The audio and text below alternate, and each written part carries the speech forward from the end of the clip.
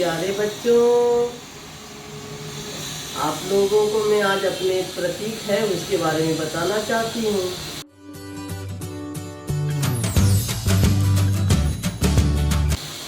आदिकाल में जब लिपि नहीं बनी थी, लोगों को भाषा का इतना ज्ञान नहीं था, तब सब कोई अपने प्रतीकों के हिसाब से ही संकेत एक दूसरे को संदेश दे सकते थे। जैसे प्रतीक होते हैं कलश, कमल, स्वस्तिक, ओंकार और तरह अपनी धार्मिक ध्वजाएं, इसी से बहुत सारे प्रतीक जो है अपने उसी से संदेश सबको मिल जाता था। जैसे शुभ कर्म है तो भाई सब स्वस्तिक बना हुआ है, घर में मांगलिक चिन्ह है।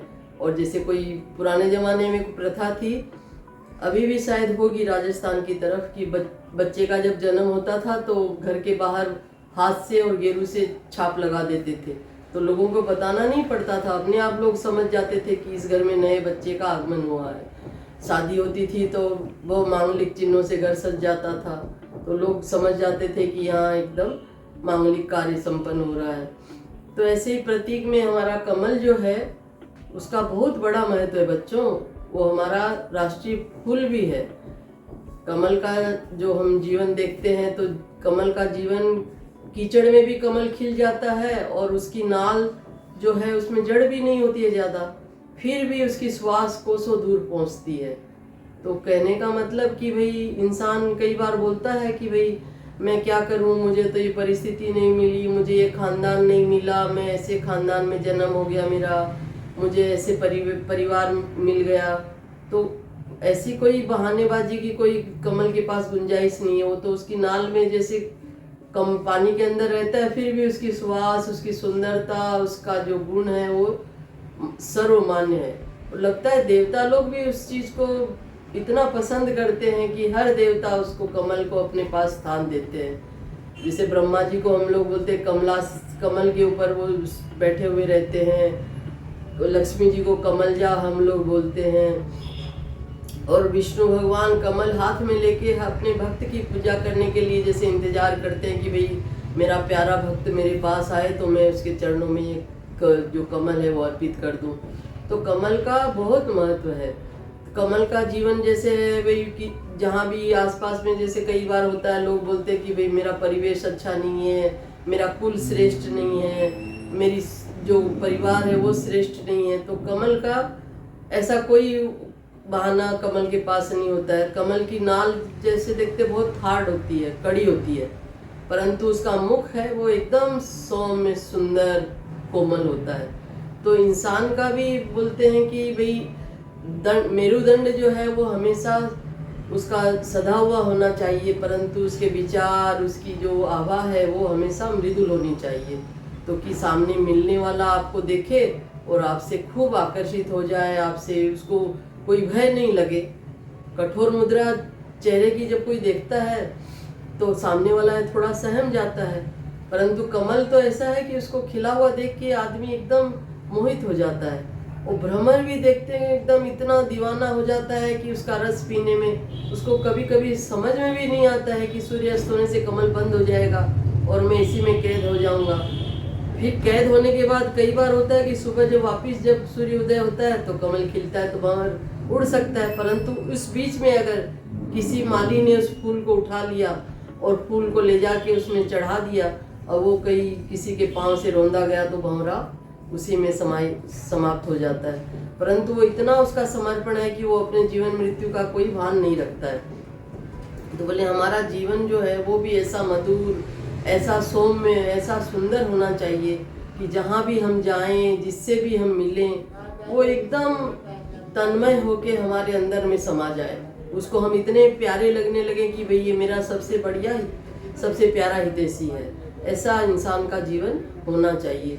और जैसे कमल है वो बच्चों सहस्त्रदल, शतदल, ऐसे कई प्रकार के होते हैं। और हमारी भारतीय जो संस्कृति है उसमें भी वेदों के कई जैसे धार्मिक बहुत सारे धर्म हैं, बहुत सारे ग्रंथ हैं। तो बोले जैसे सहस्त्रदल कमल है वैसे ही हमारे वेदों के भी सहस्त्र ब्रांच निकली हुई है, परंतु फिर भी उसे इतना कमल का जैसे पराग जैसे फैलता है ऐसे हमारे वेदों का ज्ञान पराग जो है विश्व में चारों तरफ फैला हुआ है और लोग आकर्षित होकर भंवरों की तरह इस हमारी भारतीय संस्कृति की तरफ आना चाहते हैं। तो प्यारे बच्चों, हमें जो कमल है वो क्या सिखाता है कि भाई मेरी परिस्थिति कुछ भी हो, मेरा वातावरण कैसा भी हो, मेरी जो जिस जगह मेरा जन्म होना है वो कैसा भी हो, परंतु अगर मैं खिलना चाहूँ, सूर्य की तरह ऊपर में जैसे उज्ज्वलित होना चाहूँ, तो मुझे कोई भी बाधा नहीं रोक सकती है।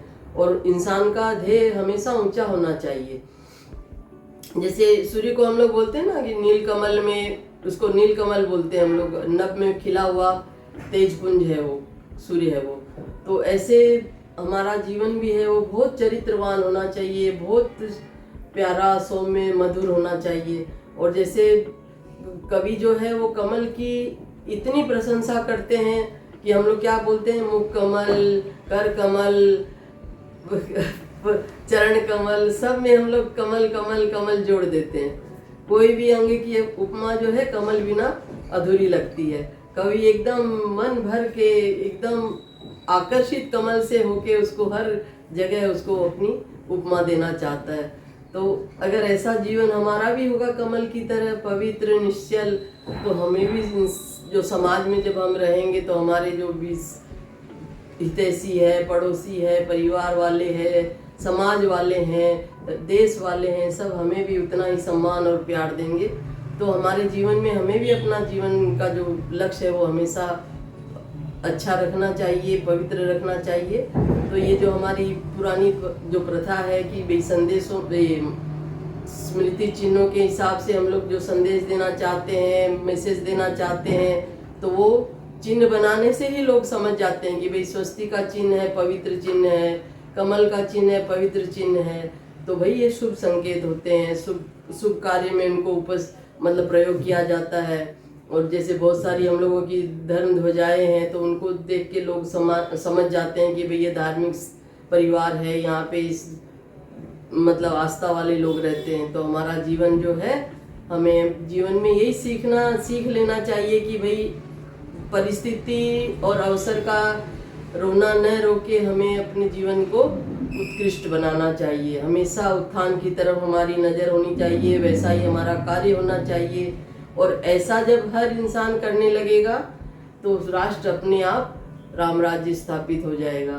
तो बच्चों, इससे हमें यही शिक्षा मिलती है कि हम भी अपने जीवन का लक्ष्य पवित्र रखें, ऊंचा रखें, और सबके लिए, जैसे कमल सबके लिए खिला है, और वैसे ही हमारा भी मुख कमल जो है वो हमेशा सबके लिए प्रसन्न चित्त खिला मुद्रा में ही रहना चाहिए। तो सामने मिलने वाला भी है तो हमसे सम्मोहित हो जाए और हमारे मिलने से उसको खूब आनंद आए।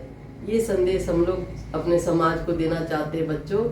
आशा है आपको ये संदेश पसंद आया होगा, और सोचती हूँ, आशा करती हूँ कि आप लोग भी अपने जीवन को वैसा ही कमलवत बनाना चाहेंगे। कमल जो है कीचड़ में खिलता है, परंतु फिर भी उसके ऊपर एक भी गंदगी नहीं चिपकती है, वो किसी पानी में रह के भी पानी से अलिप्त रहता है। तो भाई संसार में तो रहना, हम आए हैं संसार में, ईश्वर ने हमें भेजा है, तो संसार में रह के हमें हमारा कार्य करना चाहिए, अपनी जिम्मेदारी को निभाना चाहिए, परंतु जल कमलवत होके निभाना चाहिए। ऐसे नहीं कि हम लोग मोह माया में फंस जाएं और मोह माया के कीचड़ में फंस के अपने जीवन का विनाश कर ले। तो प्यारे बच्चों, मैं यही आशा करती हूँ कि आप लोगों को ये संदेश पसंद आया होगा और आप लोग भी अपने जीवन में ध्येय अच्छा बनाएंगे और अपने जीवन का विकास करेंगे। तो बच्चों, पसंद आई होगी ये बात आपको, तो अपने जीवन में उतारिएगा। इस चैनल को लाइक कीजिएगा, सब्सक्राइब कीजिएगा, और सबको बहुत आशीर्वाद।